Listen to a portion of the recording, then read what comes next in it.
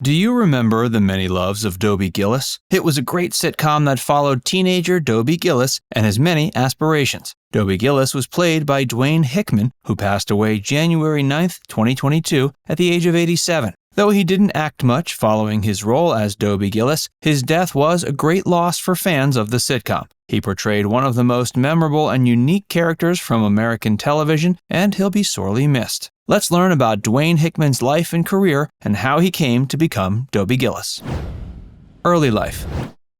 Dwayne Hickman was born May 18th in 1934 in Los Angeles. His father Milton was an insurance salesman and mother Catherine was a housewife. Dwayne's elder brother is fellow actor Darryl Hickman. Dwayne began acting at a young age. He first appeared as an extra in the films The Grapes of Wrath and Men of Boys Town, both films in which Darryl also acted. His earliest speaking roles were in films such as Our Gang, Melodies Old and New, Captain Eddie, and The Hoodlum Saint. He also appeared in different roles in the Rusty film series. He appeared in 7 of the 8 Rusty films. In 1947, he had an uncredited role as a heavenly page boy in the film Heaven Only Knows. While this was a small role, he was introduced to actor Bob Cummings, who later offered him acting opportunities. Oddly enough, Dwayne's original plan wasn't to follow in his brother's footsteps. He graduated from Cathedral High School in 1952. Initially, he'd set out to become a priest, but he eventually dismissed this idea and went on to study at Loyola University. But it was clear he enjoyed his time as an actor during his childhood. Upon graduating from Loyola University, he continued to pursue acting as a full-time career. He then took on bit parts in various popular TV shows, including The Loretta Young Show and Lux Video Theater. His big break came when he got reacquainted with actor Bob Cummings. Before we tell you more about Dwayne Hickman's life and career, be sure to give this video a like and subscribe to Facts First for more. The Bob Cummings Show.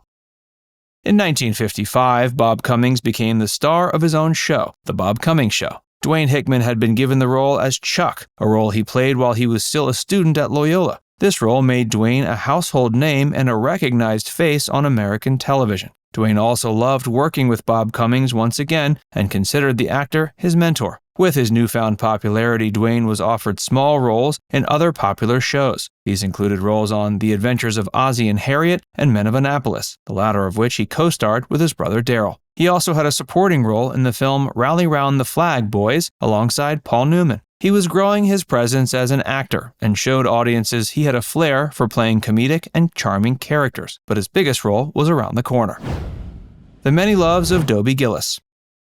In 1959, Dwayne was cast as the lead character, Dobie Gillis, in the sitcom The Many Loves of Dobie Gillis, which was based on short stories by Max Schulman. The show was groundbreaking for its time and depicted the growing countercultural movement known as beatnik culture in the U.S. It ran from 1959 to 1963 and showed the transition between the idyllic and conservative America of the 50s to the wild and rebellious America of the 60s. Dobie Gillis was a typical American teen who had big aspirations, attain popularity, amass a small fortune, and date beautiful girls. He often failed miserably in achieving all three. This trope has become rather popular in American TV shows and films, but Dobie Gillis was one of the first iterations of this popular theme. In fact, The Many Loves of Dobie Gillis has served as an inspiration for many popular TV shows. The character of Fred in the Scooby-Doo films and TV shows is partially based on Dobie. Dwayne Hickman beat out several popular actors to win the role. He even beat out another famous heartthrob of the time, Michael Landon.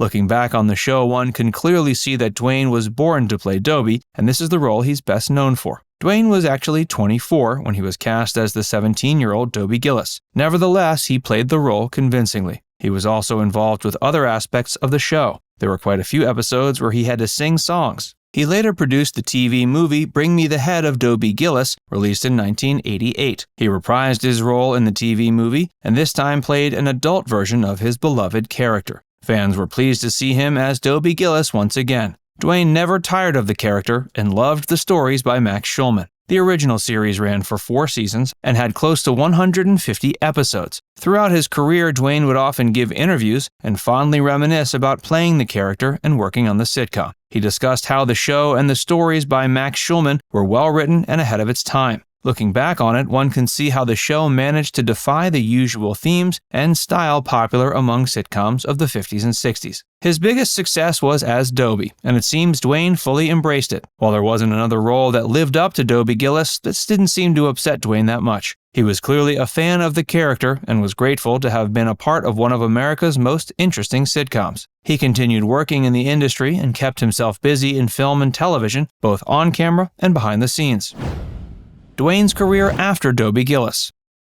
Dwayne kept himself busy and worked in the entertainment industry until the mid-2000s. Following the end of The Many Loves of Dobie Gillis, he found himself getting typecast in teenager roles, even though he was entering his 30s when the show ended. As such, he became selective with the roles he chose. He played small parts in popular TV shows such as The Greatest Show on Earth, Valentine's Day, Vacation Playhouse, and Wagon Train. He also focused on films more, appearing in a supporting role in the comedy Cat Ballou alongside Jane Fonda and Lee Marvin. This was one of the most popular film releases of 1965 and even went on to become one of the year's highest-grossing films. It was also well received by critics. The success of the film helped Dwayne secure more roles in B-movies and exploitation films, which were becoming popular throughout the 60s. He signed a deal with American International Pictures and appeared in the films Ski Party, How to Stuff a Wild Bikini, Dr. Goldfoot and the Bikini Machine, and Sergeant Deadhead. He also had a supporting role in the comedy film Doctor, You've Got to Be Kidding. Throughout the remainder of the 60s and into the 70s, he had many small roles in popular TV shows. These included roles in Vacation Playhouse, Ironside, The Flying Nun, My Friend Tony, and more. In 1977, he starred in a pilot for a reprisal of Dobie Gillis called Whatever Happened to Dobie Gillis. Unfortunately, the pilot wasn't a success, and the show never came to fruition. Luckily, Bring Me the Head of Dobie Gillis, released in 1988, was popular among audiences. In the 80s and 90s, he worked a bit behind the scenes. He directed episodes of the TV shows Duet,